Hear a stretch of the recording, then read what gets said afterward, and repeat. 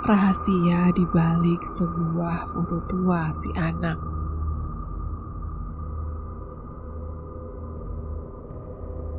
Cerita yang akan saya bawakan malam ini adalah cerita masa kecil seseorang yang dulu pernah tinggal di sebuah yayasan panti asuhan yang didirikan oleh sebuah keluarga, di mana dalam pengalamannya dia menemukan keganjilan, sebuah rahasia besar yang tersembunyi di balik dinding.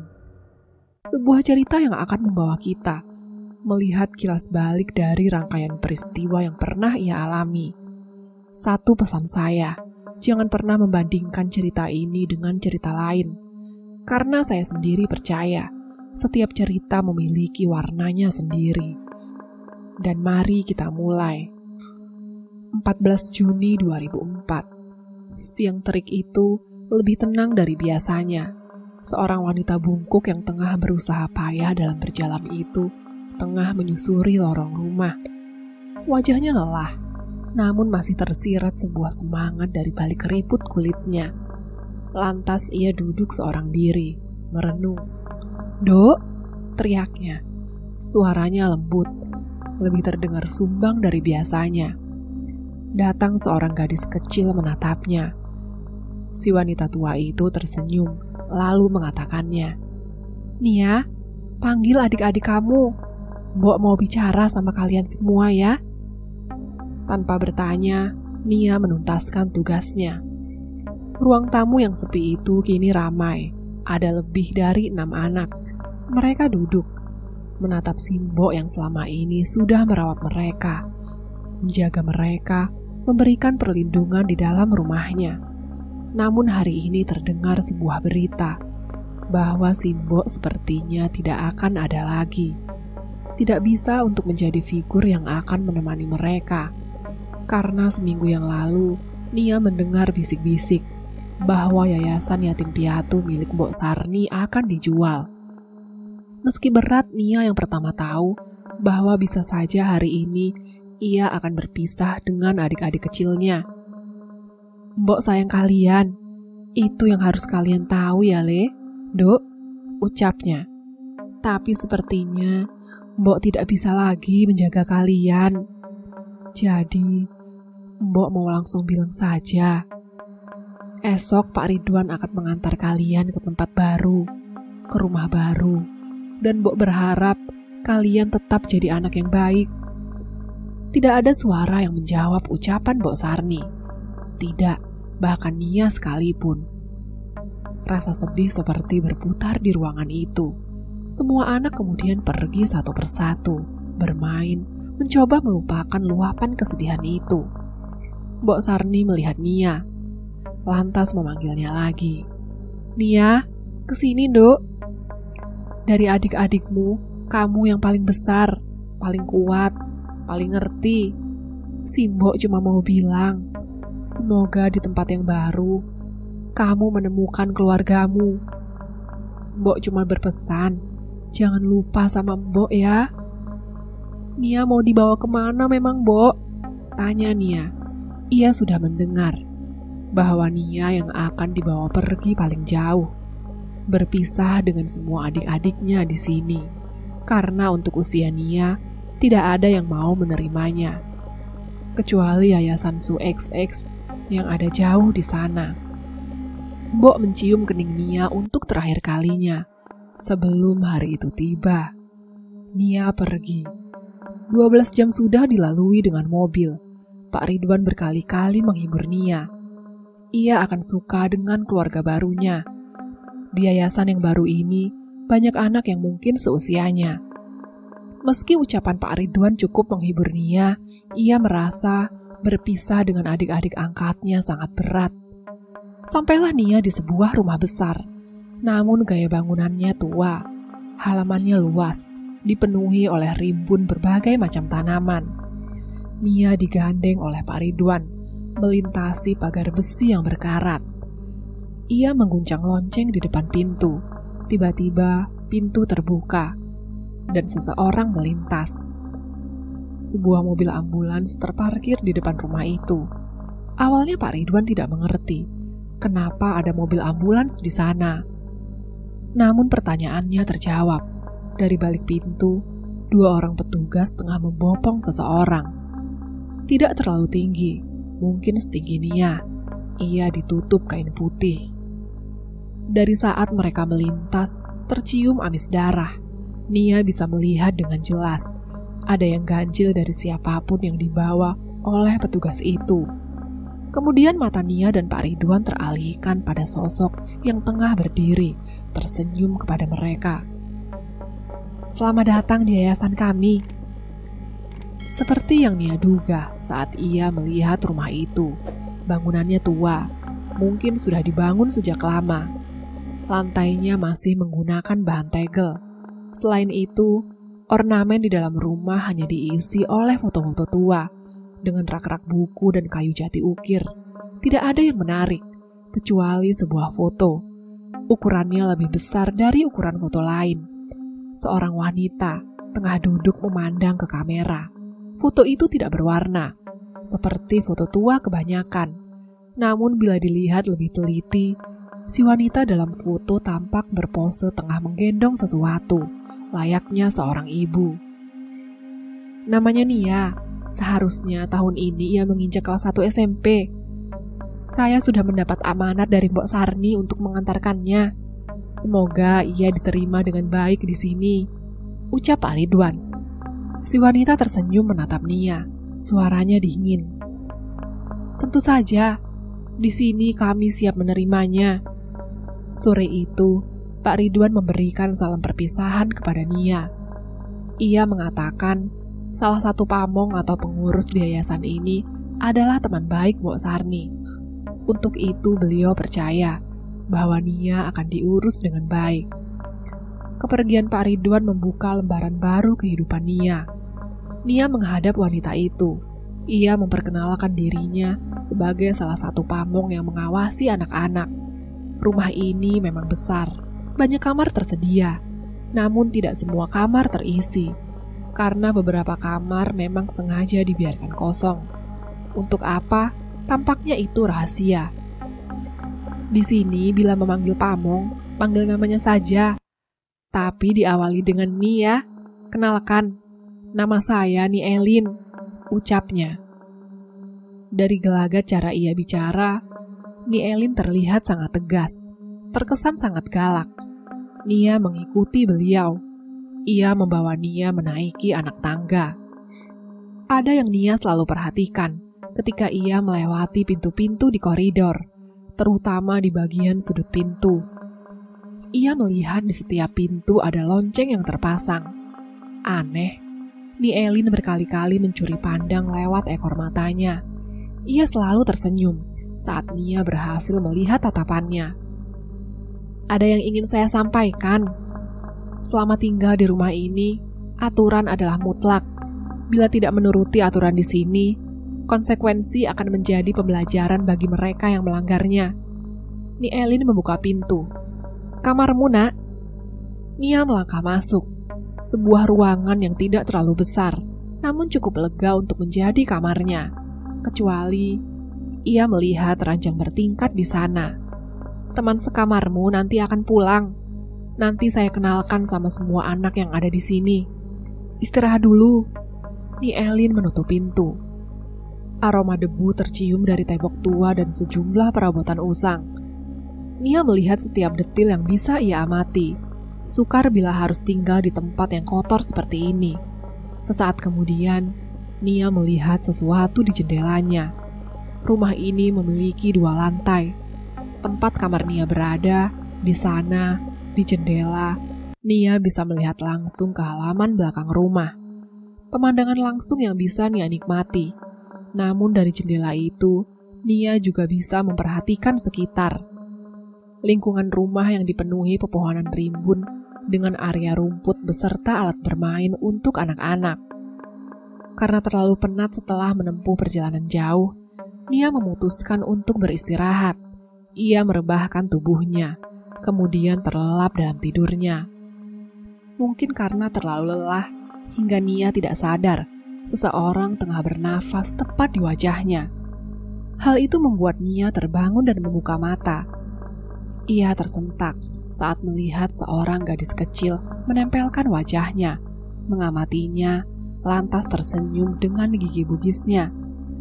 Masih mengenakan seragam sekolah, gadis itu terus melihat Nia, memperhatikannya dengan seksama, seperti mengamati Nia, membuat Nia merasa tidak nyaman. "Ahu, Inga, ini nih, Ua," ucap gadis itu. Nia tidak mengerti ucapannya, lantas kemudian melangkah keluar kamar, meninggalkan si gadis. Nia menuruni anak tangga, mencari Nielin.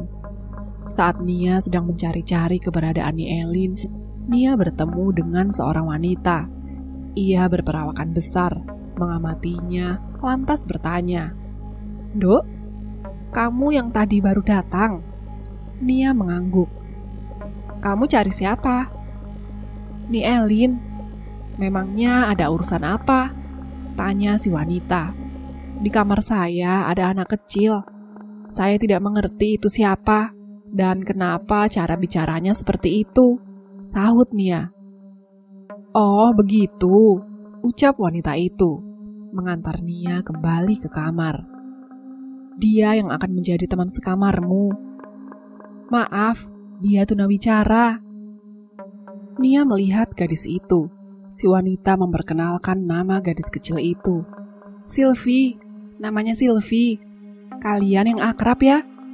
Kalau ada apa-apa, panggil saja saya. Nama saya Nieva." Nieva menutup pintu, lantas meninggalkan Nia. "Sylvie," ucap Nia. Ia seakan mengamatinya, canggung. Setiap kali Sylvie bicara, Nia hanya mengangguk.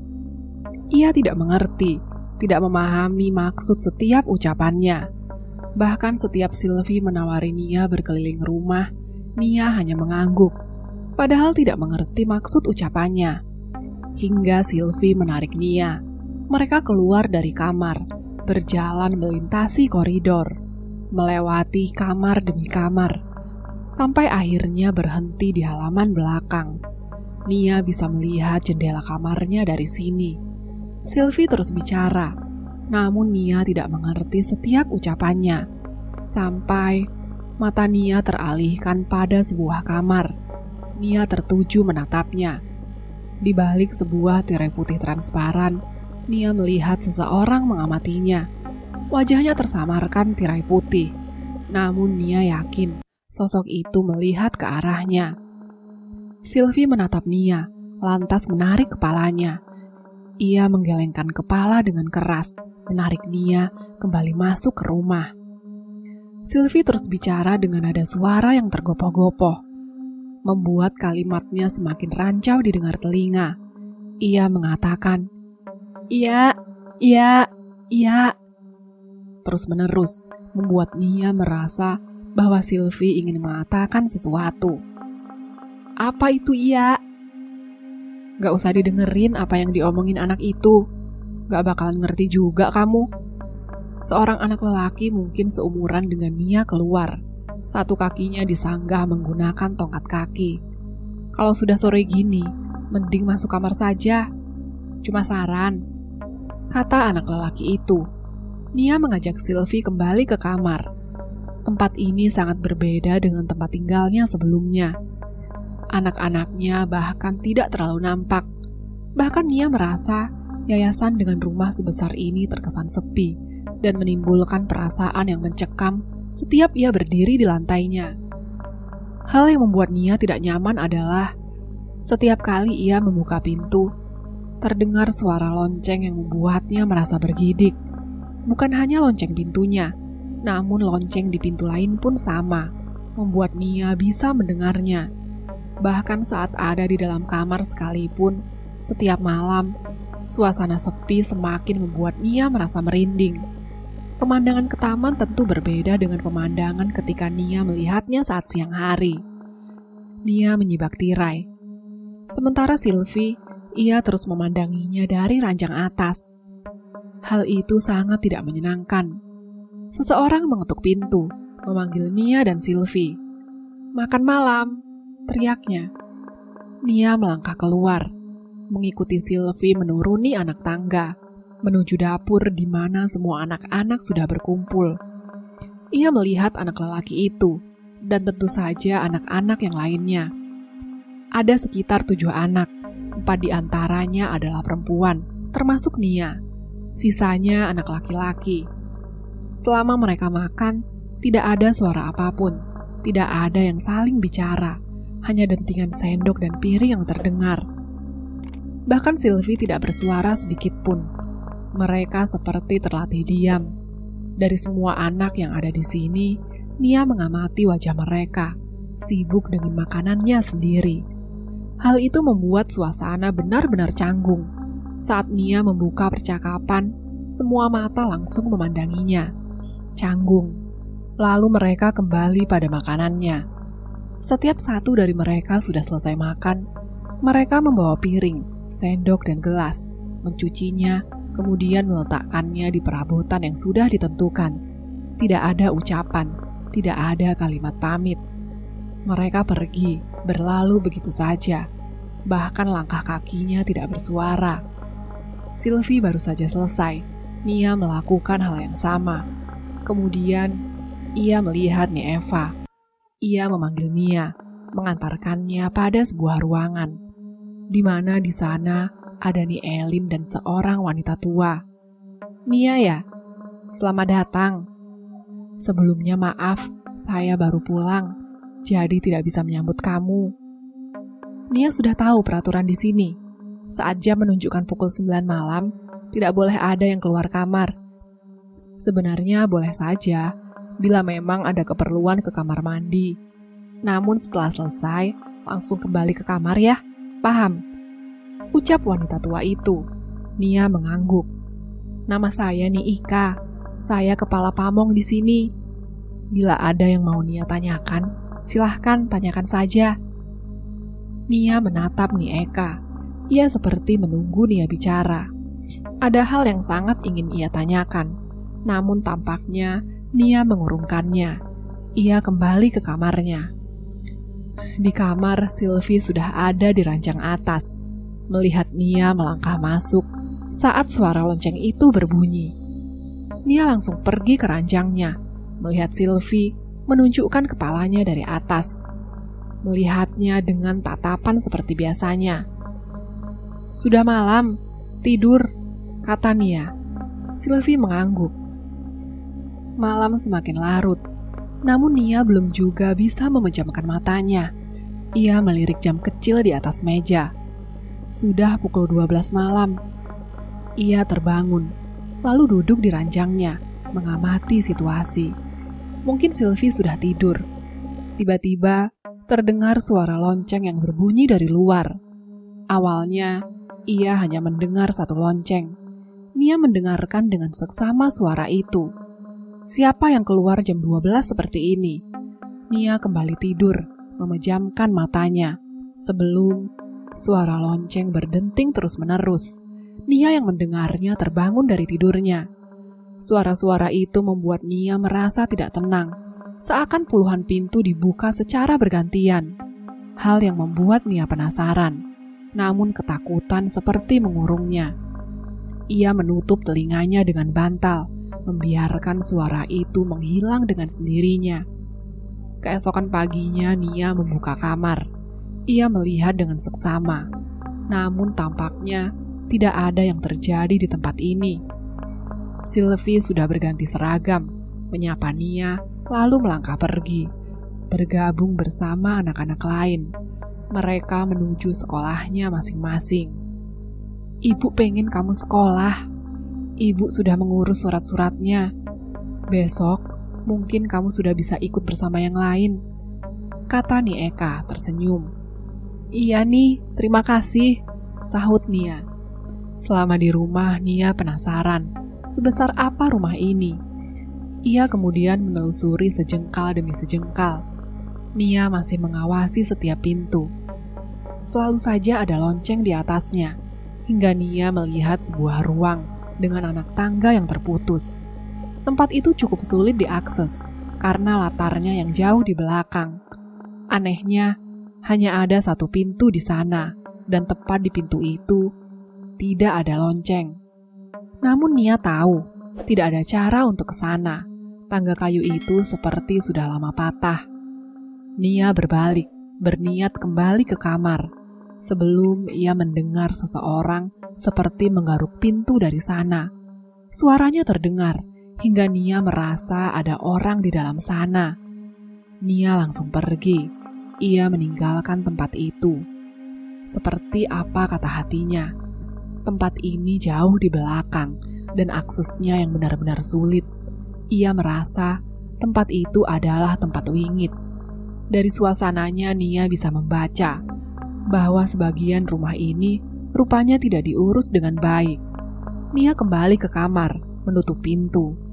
Ia memutuskan menghabiskan waktu tidur di atas ranjang. Namun ketika Nia merebahkan badannya, ia melihat sesuatu di meja. Sebuah foto kecil hitam putih. Ia baru menyadari bila di meja itu ada figura menyerupai liontin dengan foto kecil. Di sana, ia mendapati foto wanita yang sama. Ia mengenakan pakaian yang sama persis dengan foto yang Nia lihat di ruang tamu. Siapa wanita itu? Sepenting itukah dia? Sampai fotonya ada di mana-mana.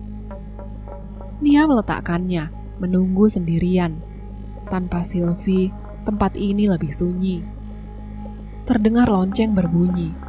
Nia terbangun dan melihat Sylvie melangkah masuk, melemparkan tasnya serampangan, kemudian melepaskan sepatu dan seragam sekolahnya. Nia bangun untuk membereskannya, meletakkan di mana seharusnya benda itu berada. Ia merasa Sylvie seperti adik kecilnya.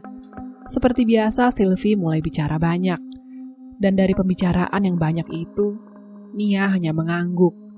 Tidak ada satupun kalimat yang ia mengerti, kecuali saat ia memperagakan gerakan untuk minum. Nia baru mengerti. Nia dan Sylvie melangkah pergi menuju dapur. Di tengah perjalanan, Nia bertemu seorang perempuan. Wajahnya tampak menyelidik. Ia menatap Sylvie, kemudian Nia bergantian. Lantas kemudian mengatakannya, "Kalau aku jadi kamu, aku akan menghindari anak ini." Perempuan itu melewati Nia begitu saja, sembari melirik jijik Sylvie. Meski perempuan itu mengatakan hal itu di depan Sylvie, ia tampak tidak peduli. Lebih tidak tahu maksud kemana ucapan perempuan itu tadi. Mereka pergi ke dapur. Setelah selesai, Sylvie berjalan menuju tempat yang Nia hindari. Nia memanggilnya, tapi Sylvie justru menuju ke sana. Ia berhenti tepat di depan pintu itu, melihatnya. Kepalanya mengadah ke atas, seakan menunggu sesuatu keluar dari sana. Nia yang melihatnya menariknya. "Ngapain di sini? Ayo kembali." Sylvie mengangguk. Ia mengikuti Nia, namun kepalanya masih melihat ke pintu itu. Makan malam seperti biasanya. Tidak ada pembicaraan apapun. Setelah selesai, semua kembali ke kamarnya masing-masing. Sekarang Nia tahu, Sylvie belum bisa menulis huruf. Aneh, untuk anak seumurannya, seharusnya setidaknya ia sudah mengenal huruf-huruf. Namun kenapa ia belum bisa? Dibandingkan bicara, Nia lebih tahu apa yang coba Sylvie sampaikan melalui gerakan tangan, seperti minum, tidur, dan makan. Namun ada kalanya ia tidak mengerti gerakan apa yang coba Sylvie sampaikan. Meski begitu, Nia bersikeras mengajari anak itu. Ia harus bisa menulis. Malam semakin larut. Sylvie sudah beranjak dari ranjangnya. Ia memilih ranjang atas. Entah kenapa, padahal bila mendengar dari cerita si Elva, Sylvie sebenarnya tidur di ranjang bawah, seperti saat dia tinggal bersama teman kamarnya dulu. Saat Nia bertanya kemana teman sekamar Sylvie, ia berhenti sejenak. Ia tampak diam, memandang Nia, lalu tersenyum dan mengatakan, teman sekamarnya sekarang sudah punya keluarga baru. Lalu ia pergi, meninggalkan Nia sendirian. Seperti terkesan buru-buru pergi. Malam itu Nia sudah menyibak selimut. Kantuk mulai menyerangnya. Nia memejamkan matanya. Sebelum Sylvie memainkan rambutnya, ia menatap Nia, kemudian menunjukkan gerakan bahwa ia ingin ke kamar mandi. Nia menatap jam di meja, pukul 1 dini hari. Ragu, namun Sylvie memelas. Nia melangkah turun, menggandeng tangannya. Ketika membuka pintu, Nia mencoba untuk tidak membuat lonceng itu berbunyi. Namun sia-sia. Nia menutup pintu, lantas mengantar Sylvie menuruni anak tangga. Ia menuju kamar mandi yang jaraknya tidak terlalu jauh dari dapur. Nia menunggu di luar. Saat malam hari, rumah ini menjadi gelap temaram. Meski masih ada pencahayaan di sana-sini. Namun karena besarnya rumah ini, sehingga ada sisi gelap yang masih membuat Nia merasa ngeri saat menatapnya. Lama ia menunggu Sylvie. Gadis itu tidak juga keluar. Kemudian terdengar lonceng berbunyi. Nia mengamati sekeliling. Apa ada yang juga keluar dari kamar? Namun tidak ada satupun orang yang Nia lihat. Perlahan bulu kuduk Nia berdiri. Ia bisa merasakan bahwa sekarang ia tidak seorang diri di sini. "Sylv, udah belum?" Tidak ada jawaban. Nia melangkah masuk. Ada beberapa pintu di kamar mandi. Nia mengamati satu persatu, mengetuknya sembari memanggil gadis itu. Namun tidak ada jawaban, dan kembali suara lonceng terdengar lagi. Nia yakin suara itu adalah suara lonceng kedua kalinya yang ia dengar. Salah satu pintu terbuka. Sylvie melangkah keluar, membuat Nia merasa lega. Ia segera menarik tangan gadis itu, membawanya agar ia cepat kembali ke kamar. Namun tiba-tiba, gadis itu menarik tangannya dari Nia. Ia berhenti tepat di sebuah lorong. Lantas Sylvie memandang sisi lorong. Sylvie menatap Nia, lantas kemudian berbicara. La. Nia yang tidak mengerti maksudnya menatap ruang kosong itu. Di sana, di lorong itu, banyak pintu di kiri dan kanannya, yang entah bagaimana, tiba-tiba lonceng di atasnya berdenting dengan sendirinya. Lantas Nia kembali memaksa Sylvie. Kali ini ia memaksanya. Mereka berlari menaiki anak tangga, dan seketika itu, lonceng di atas semua pintu mulai berdenting satu persatu. Nia membuka pintu, menguncinya. Namun suara lonceng masih berbunyi. Sylvie kemudian menatap Nia. Ia memperagakan gerakan untuk menutup bibir dengan telunjuknya. Saat terdengar suara sesuatu tengah mencakar pintu tempat Nia bersandar. "Ya," ucap Sylvie dengan suara pelan. Setelah beberapa lama, keheningan membuat Nia sadar dari ketakutannya. Ia lantas menuntun Sylvie agar kembali ke tempat tidurnya. Sebelum Nia mendengar suara lonceng itu kembali, pintu kamar yang sudah Nia kunci tiba-tiba terbuka dengan sendirinya. Nielin muncul. Ia menggandeng tangan Sylvie, lantas menatap Nia yang sedang memanjat ranjang milik Sylvie. Mata mereka bertemu. "Kamu kalau ngantar Sylvie ke kamar mandi, jangan ditinggalin sendirian." Nia berbalik menatap ranjang Sylvie. Di sana, ia tidak menemukan gadis itu. "Kamar juga, kenapa dikunci? Teman sekamarmu belum masuk. Untung saya punya kunci cadangan," ucap Nielin marah. Ia menggandeng Sylvie. Nia hanya diam saja. Ia tidak tahu harus berkata apa. Karena ia yakin ia bersama Sylvie beberapa waktu yang lalu. "Ya sudah, istirahat lagi ya." Nielin pamit pergi. Saat pintu kembali ditutup, suara lonceng itu mengakhiri semua peristiwa ganjil malam ini. Sylvie tidak marah kepada Nia. Ia mengatakan sesuatu kepada Nia sebelum pergi ke ranjang tidurnya. Sebuah kalimat lain. "Ang, amu, awa, iu, ya." Bari tersenyum. "Nia, bangun nak." Nia baru membuka mata. Ia melihat Nieva tengah berdiri di samping tempat tidurnya. Ia ingat apa yang terjadi. Kejadian semalam seperti kembang tidur saja. Lantas Nia berdiri memberi salam kepada Nieva. "Kamu ditunggu Ika, sekarang ya." Nia mengangguk. Nia melangkah menuruni anak tangga. Lantas, ia berjalan menyusuri lorong. Tiba-tiba, Nia melihat seorang anak lelaki yang biasa ia lihat di meja makan. Nia berpapasan dengannya. Si anak. Gumam anak itu tiba-tiba. Entah benar atau tidak, Nia yakin kalimat itu yang anak lelaki itu gumamkan. Nia mengetuk masuk. Dari dalam terdengar suara Niika yang menyahut. Masuk. Nia membuka pintu. Ia melihat wanita parubaya itu tengah duduk. Tatapannya menyelidik. Sebelum ia tersenyum mempersilahkan Nia duduk. Sini nak, duduk, katanya lembut. Ada apa nih? Tanya Nia. Dari semua 3 pamong yang ada di sini, Niika adalah yang membuat Nia merasa was-was. Mungkin karena beliau yang memiliki garis wajah yang keras, membuat Nia merasa terintimidasi. Selain itu, umur Niika yang paling tua, bila dibandingkan dengan Ni Elin, apalagi Ni Eva. Jangan gugup begitu, sahut Niika. Ia menurunkan kacamata yang sedari tadi terpasang di wajahnya. Lantas, ia menatap Nia lagi. Saya sudah mengurus semua urusan kamu.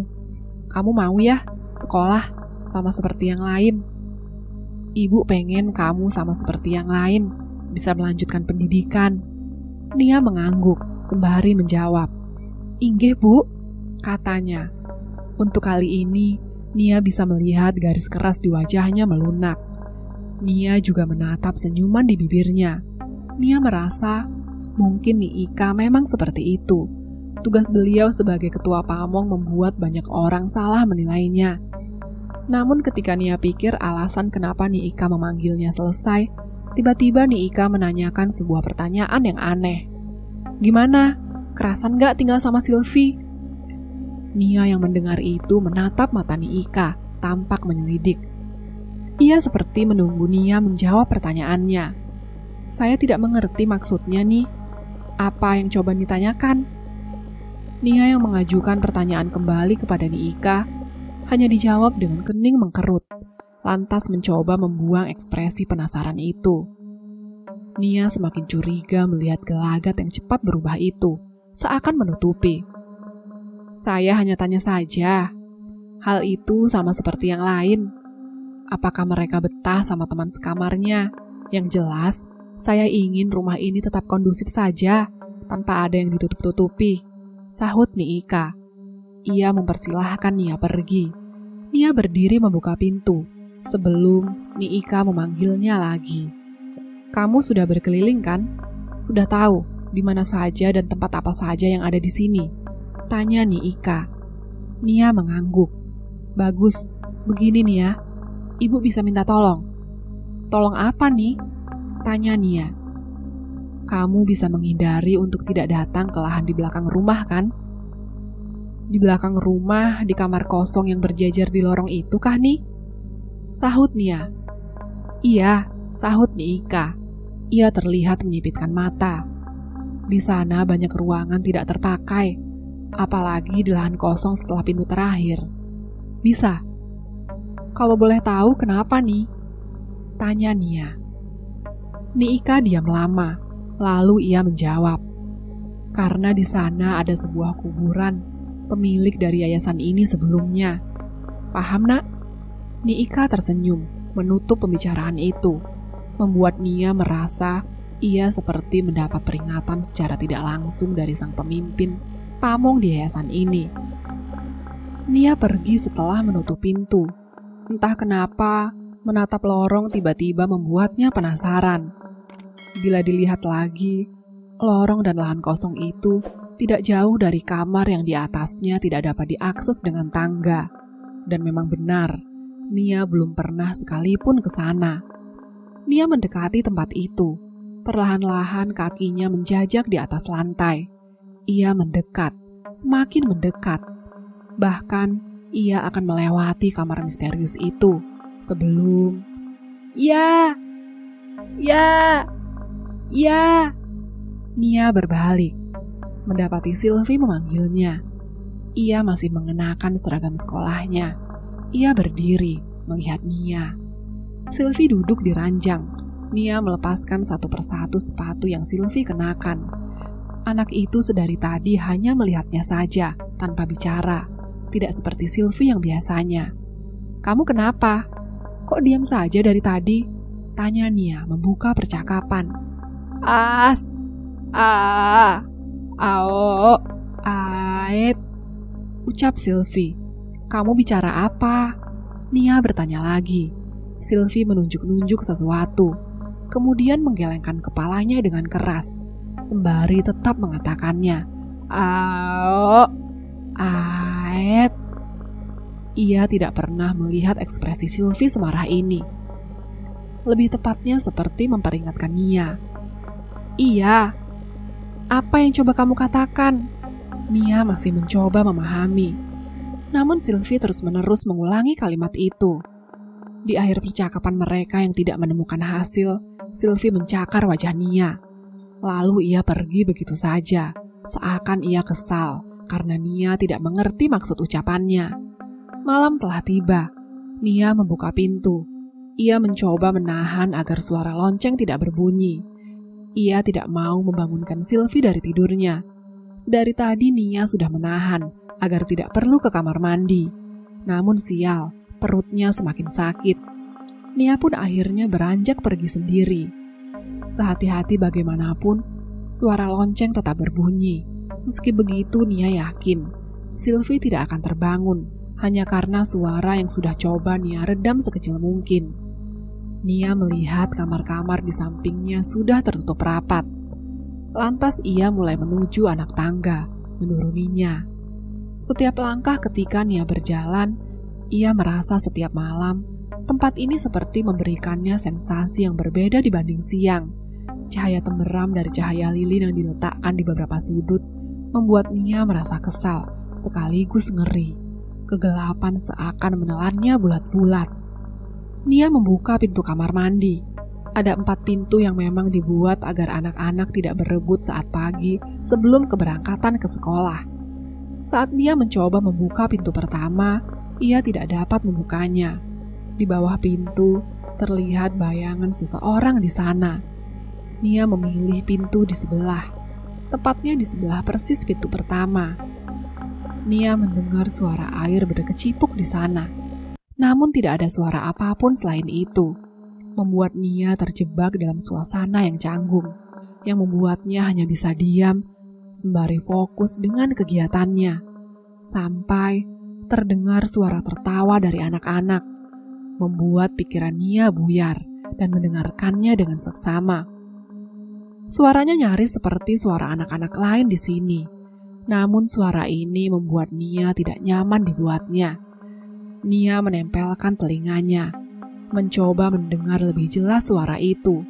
Apakah benar-benar berasal dari pintu pertama? Namun hening, sampai dari pintu ketiga, suara tertawa terdengar lagi. Nia yang mendapati kejadian itu terhenyak sesaat, sebelum buru-buru menyelesaikan kegiatannya. Nia membuka pintu. Langkah kakinya cepat, buru-buru meninggalkan tempat itu. Namun bayangan seakan ada yang mengikuti, membuat Nia tidak berhenti melihat siapa yang ada di belakangnya. Ia buru-buru naik anak tangga, saat satu kakinya terpeleset setelah merasakan sebuah sentuhan. Nia berteriak, rasa sakit luar biasa ketika kakinya menghantam tangga, membuat Nia tidak dapat menahannya lagi. Namun saat Nia memeriksa luka memar di kakinya, ia mendapati suara tawa itu lagi. Kali ini, sumber suara ada di ujung anak tangga, tempat di mana kamar Nia berada. Di ujung anak tangga, Nia melihat sosok anak-anak tengah berembung. Melihat Nia dari sana, wajah dan bagian tubuhnya tertutup kegelapan. Manakala Nia memperhatikan mereka, perlahan mereka pergi. Namun masih dengan suara tawa yang mengerikan itu. Meski dengan kaki tertatih, Nia mencoba naik. Sesampai ia di pintu kamarnya, seseorang membuka pintu. Nia bisa melihat Sylvie seakan sudah menungguinya.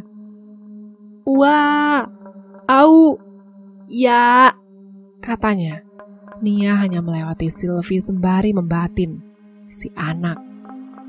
Siapa itu si anak? Batin Nia. Terdengar suara seseorang membentak dari luar kamar. Suaranya menyeruak, seakan ia sedang bercakap dengan yang lain. Namun hanya ada satu sumber suara yang terdengar mendominasi. Seakan-akan kelakar amarah itu hanya ditumpahkan saja. Nia terbangun, matanya menatap bayangan di pintu. Perlahan gerak tubuh Nia mulai bangkit. Ia menyibak selimut, menurunkan kaki. Namun rasa nyeri membuat Nia mengernyit menahan sakit. Kakinya, Nia melihat kakinya. Ia tidak tahu bila memar yang ia dapat rupanya separah ini. Warnanya ungu, dengan bentuk menonjol yang mengerikan. Meski rasa sakit itu menusuk daging, Nia berjinjit mendekati pintu. Ia ingin menguping apa yang sedang mereka bicarakan. Siapa yang berkelakar? Nia menepi dinding, melihatnya dari celah pintu yang sudah terbuka sebelumnya. Di sana, Nia melihat Sylvie dengan Nika. "Kamu, apa belum puas kamu bikin takut setengah mati temanmu dulu? Untuk kali ini, hentikan Sylvie. Jangan lakukan itu lagi ya," bentak Nika.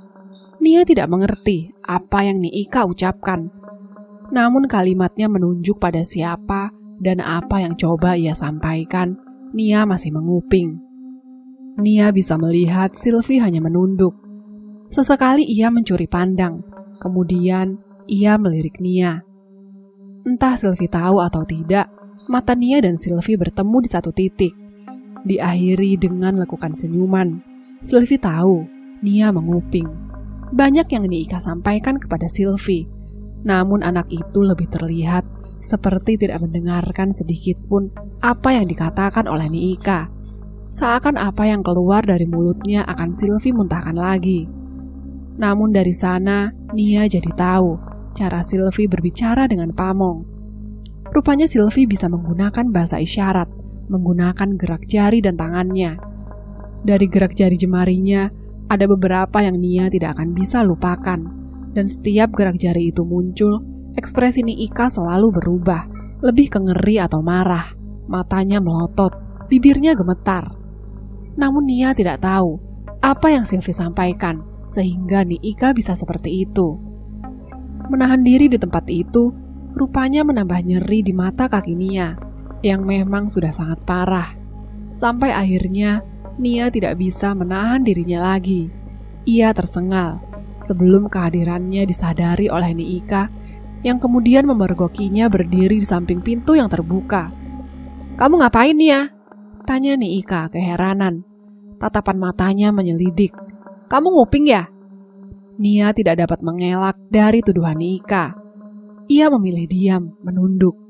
"Kaki kamu kenapa?" tanya Nika. Ia melihat Nia. Ada rasa panik berlebihan di sana, seakan ini bukan pertama kali. Hari itu juga Nika memberikan pertolongan pertama pada Nia, mengompresnya dengan es sebelum membalut memarnya. Nika ngomong apa sama Sylvie? Siapa yang Nika maksud? Nika tidak mendengarkan Nia.